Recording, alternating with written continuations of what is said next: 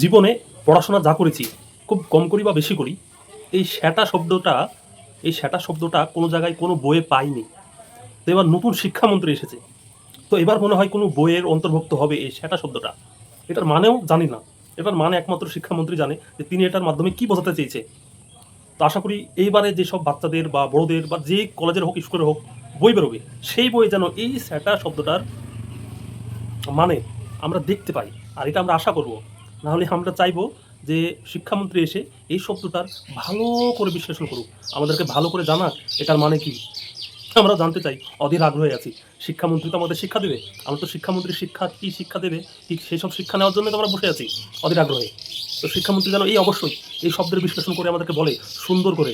আমরা তো বসে আছি শিখবো, কিছু জানবো, নতুন শিক্ষামন্ত্রী, নতুন জ্ঞান, নতুন ভাষা।